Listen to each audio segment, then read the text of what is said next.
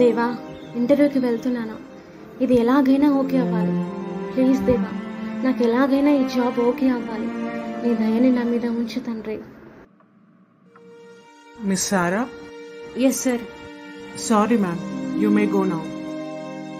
ఏంటి దేవా, ఎంత ప్రార్థన చేసినా నా జీవితంలో ఎందుకు కార్యం జరగట్లేదు?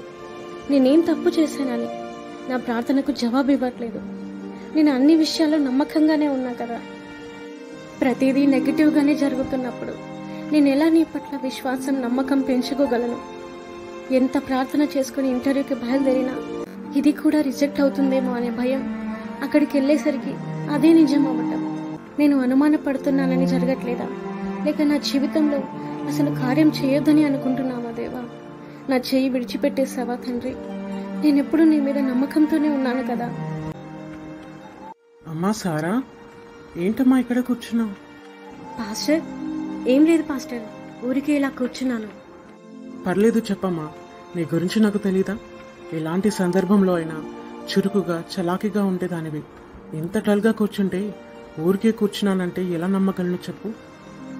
అంకుల్, నా జాబ్ పోయి 2 నెలలు అవుతుంది. చాలా కంపెనీస్కి తిరిగాను. ఒక్క దాంట్లో కూడా సెలెక్ట్ కాలేకపోయాను. ఇంట్లో పరిస్థితి అస్సలు బాలేదు. చెల్లి ఫీజు కట్టాలి.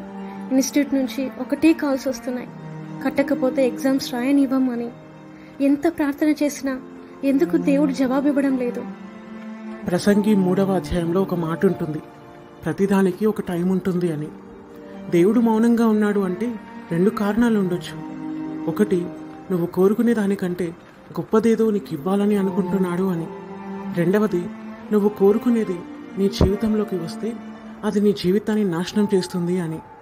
ఈ 2 కారణాల వల్ల దేవుడు నువ్వు అడిగిన దానికి మౌనంగా ఉంటాడు.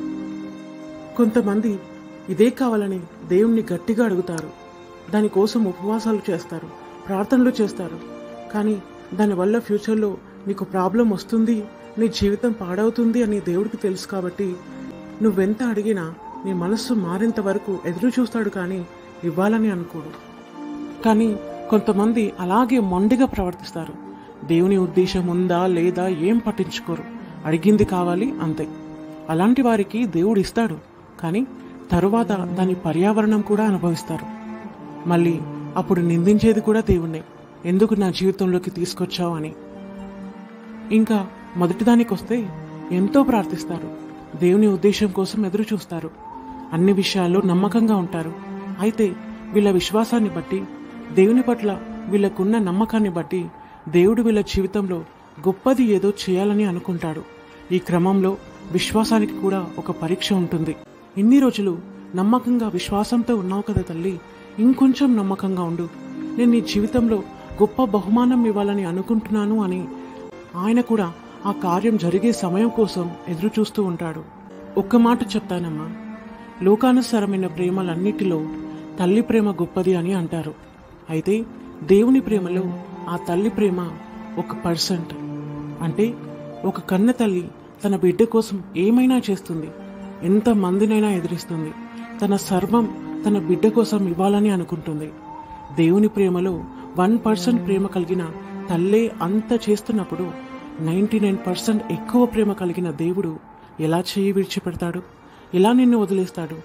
మనం ఎన్ని తప్పులు చేసినా ఒక్కసారి ఆయన సన్నిధికి వచ్చి తండ్రి నన్ను క్షమించండి అని అనగానే హక్కున చేర్చుకునేవాడే కానీ శిక్షించేవాడు కాదు.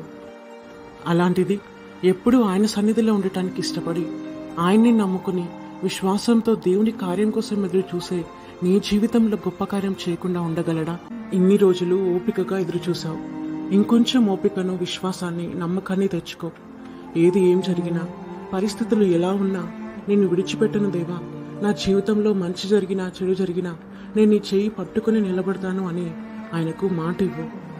నీ జీవితంలో నువ్వు ఊహించలేని గొప్ప కార్యం జరుగుతుంది. చాలా బాధలో ఉండింటి అంకుల్, మిమ్మల్ని ఆ దేవుడే నా దగ్గరికి పంపించాడు. Thank you uncle. ఇప్పుడు నాకు చాలా రిలీఫ్గా ఉంది. మీరు చెప్పినట్టే ఆయన కార్యం కోసం ఓపికతో ఎదురు చూస్తాను. సరే తల్లి, ఇంకా ఇంటికి వెళ్ళు. దేవా, ఎన్ని రోజులు ప్రార్థించాను, కానీ ఏదో భయం, ఇది జరుగుతుందా అనే అనుమానం ఉండేది. అయితే నీ ప్రేమ ఎలాంటిదో ఈరోజు నాకు తెలిసేలా చేశావు తండ్రి. ఎలాంటి సందర్భంలో అయినా నీ చెయ్యి పట్టుకొని నిలబడతాను. వెనకడుగు వేయను, అవిశ్వాసాన్ని చూపించను. ఎన్ని రోజులు అయినా నమ్మకంతో నీ కార్యం కోసం ఎదురు చూస్తాను. పక్షులకి ఆహారాన్ని సమకూరుస్తున్నావు, నీ బిడ్డని నాకు కావాల్సినవి ఇవ్వలేవా? నేను నిన్ను నమ్ముతున్నాను దేవా, నా పోషకుడు నీవే.